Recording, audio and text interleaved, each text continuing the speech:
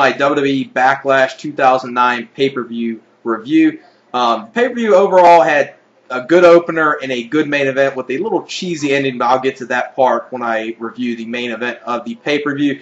But overall, this is like an average WWE pay-per-view with at least two good matches, and everything in between it was not that good at all. The opening matchup was for the ECW title. It was Jack Swagger versus Christian.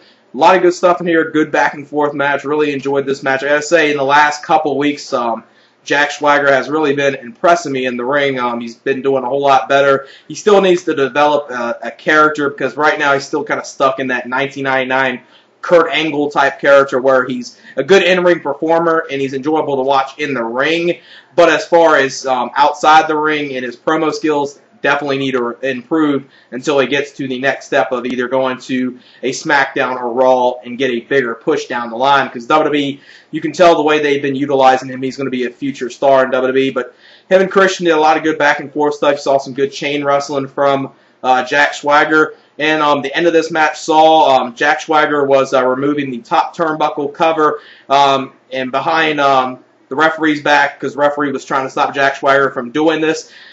Christian removed the other side of the ring, the turnbuckle cover, and then Jack Swagger, when the ref didn't see, hit that, and then Christian hit the kill switch onto Jack Swagger, and Christian is the new ECW champion. I think this is a good move for the ECW brand and for Christian to win this title. Don't have no problem him winning this at all. It's going to be, a good thing to see. These two could have more matches against each other. Finlay could have some good matches with them. Or an Evan Bourne and Christian match. That would be great to see. But overall, this was a very fun opener. The crowd really didn't get into it at the beginning, but they got into it at the end, especially with Christian going over in this match. Give this match 3 1/4 stars, the second best match of the night, just right behind the main event. Then the next match was the Chris Jericho versus Ricky the Dragon Steamboat. And this match was... it was an okay match. It was at least one of those entertaining and enjoyable matches. It wasn't really anything great, but it was kind of cool to see Ricky the Dragon Steamboat and Chris Jericho in a match against each other, but it really didn't do as good as you expect. I was expecting a little more from this, but I mean, Ricky the Dragon Steamboat, he's kind of, up there in his age, and especially with his back problems, and he hasn't really stepped in the ring that much in the last 15 years unless you count, stuff did at Mania, the Raw the night after Mania. In this match, he hadn't really done much in the ring at all, so he did okay in this match. Him and Jericho, you saw, great Ricky the Dragon Steamboat patent arm drags. He did some great ones, arm drags like he always does, and Jericho ends up going over in this match. The end of the match, he hits the code breaker onto Ricky the Dragon Steamboat. Then he puts him a little too close to the ring rope. Steamboat gets a rope break. Then after that, he puts him into the walls of Jericho, and then Steamboat ends up tapping out in a 2 1/4 star match. It was, an enjoyable match, but nothing really too special in it. Then the next matchup was Kane versus CM Punk. This was a match WWE added on this pay-per-view, and it was a match that really served no purpose being on this pay-per-view, especially the outcome of this match. Really nothing much happened in here. They had Kane go over in this match. He defeated CM Punk, so makes CM Punk look very weak in this match. I was hoping they would, had CM Punk go over Kane here and build him up a little more until he cashes in the Money in the Bank, probably at the next pay-per-view, since it's going to be in his hometown of Chicago on, I think it's May 17th. So they need to do a little something to build him up if they want to have him cashing in at that pay-per-view. It wasn't really a good move for WWE's part to have CM Punk lose to Kane on this pay-per-view. And the match I would give about 1.5 stars. It wasn't really anything special. It was a match that should have just been on Raw, SmackDown, or Superstars. It's not a match that was worthy of being on a pay-per-view. Then the next matchup was Jeff Hardy versus Matt Hardy in an I Quit match. And this was one of those matches I was looking forward to a lot. I thought, even though they didn't do the greatest job at Mania, it was still a solid match at Mania, and their stretcher match they did on SmackDown right after WrestleMania was pretty good, and I was expecting, okay, I Quit match, these two might do pretty good.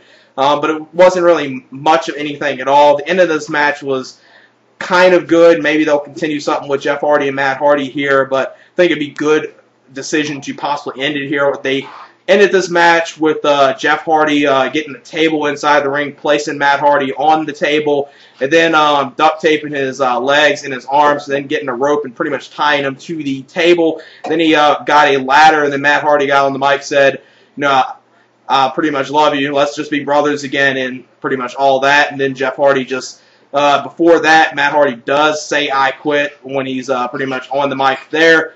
Then Jeff Hardy just jumps off the ladder and does a leg drop onto Matt Hardy, and that's the way that whole segment ends with that. It's kind of good to see the ending of the match. The ending was pretty good with that part post-match, but match-wise, it was pretty weak between these two. I was expecting a whole lot more from them, and at best, I would give this match probably 2 stars. It wasn't really much of anything at all.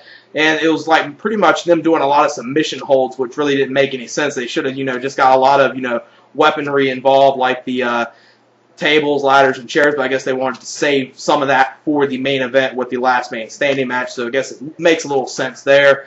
Then after this, they do the Khali and Santino kiss cam, or the Santina kiss cam, and what they do here is Santina says he's already in a relationship, or she. They just need to come on and end this thing. They're dragging this out a little too far than what they should have. It was good comedy at first. Now it's just like, okay, end this shit already. Then Beth Phoenix and Rosa Mendez came out there. Before that, they did like kind of a joke. Santino said I was already in a relationship, and he says, and Khali's manager said, who is it? And he said JR. So that was a little funny stuff from Santino right there. And then Beth Phoenix comes out there and says to Santino or Santina that stop playing this thing. We already know you're Santina or Santino. And then Khali chops Beth Phoenix down, and then Beth Phoenix comes out there and says, let me challenge you for the Miss WrestleMania thing. She gets chopped down, and then Santino retains the whole entire thing, does his little dance at the end. So it was one of those things that shouldn't have been on the pay-per-view. This should have just been, a moment on, WWE Superstars or Monday Night Raw. So you got, some of these matches other than the opener and the main event, stuff that wasn't really pay-per-view worthy, especially this whole segment. And they kind of are dragging this whole Santino and the Santina character that he's doing a little too far. I think by now it should have ended. Should have ended probably about a week ago and not dragged it out to this pay-per-view.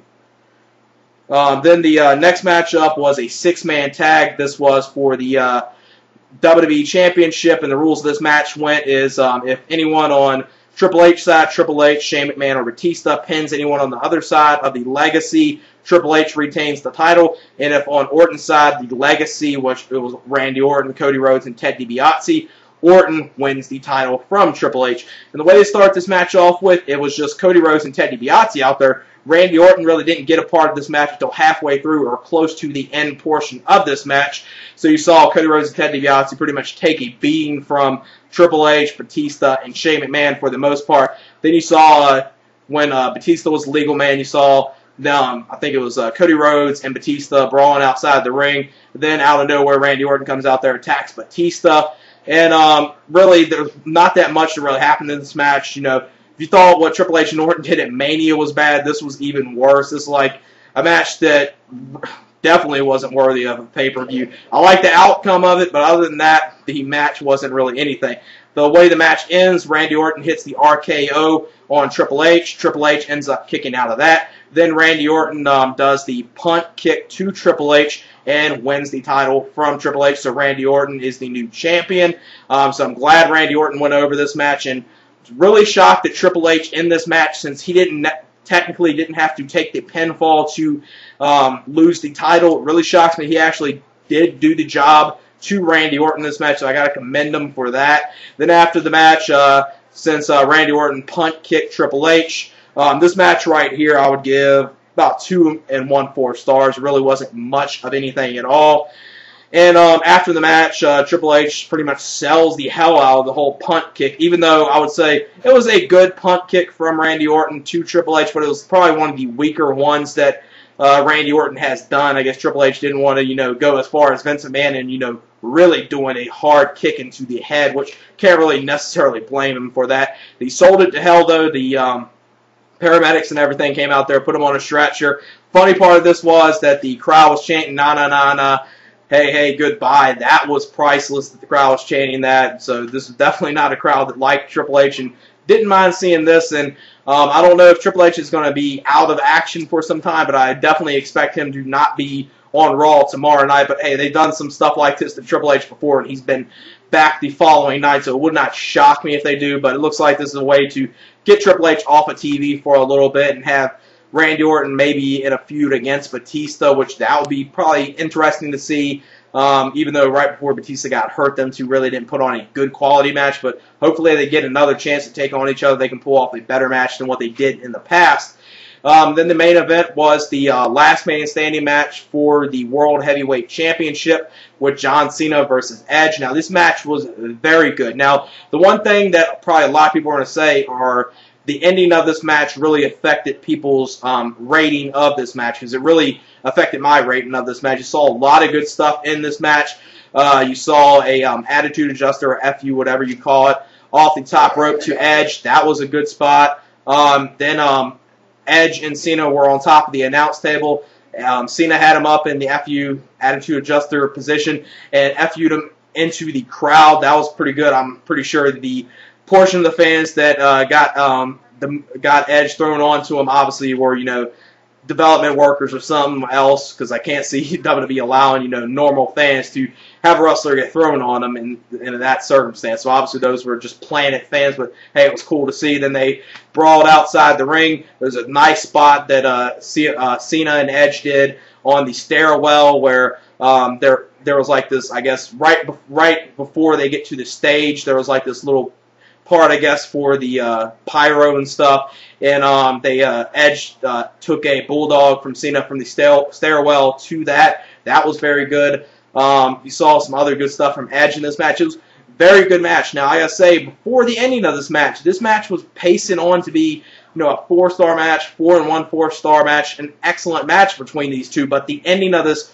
really affected the match outcome of this. Don't have the problem with the outcome of this having Edge win the title, but just the way he won it was like the most cheesiest way to end a pay-per-view.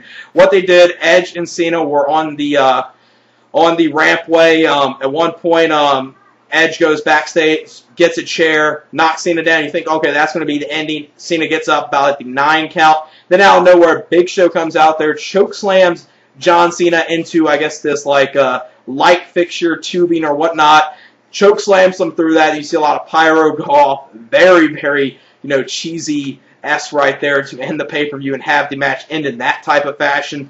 Edge wins the title. Don't really have no problem with Edge going over and winning the title. And just let anyone know, CM Punk didn't cash in his Money in the Bank. So I guess since really they don't have any, you know, faces on SmackDown that are, you know, probably worthy enough to take on Edge at a pay-per-view, that obviously, you know, CM Punk is going to cash in the Money in the Bank at Judgment Day. So I'm glad they're probably going to at least maybe go with a regular one-on-one match with Edge versus CM Punk at Judgment Day for the World Heavyweight Championship in his hometown, cashing in, win the world title. That'd be a great moment to see CM Punk win the world title in his hometown next month on pay-per-view, so that'd be good to see. And I really want to see a program with CM Punk and Edge, because I think they can do a lot of good matches. But like I said, the main event was very good. It was very good stuff between Edge and John Cena. They always have good chemistry with each other, but the ending of the match really affected it with Big Show. It was like the what the fuck moment. It was like when Vince McMahon blew up the limo right before the whole Benoit tragedy and all that.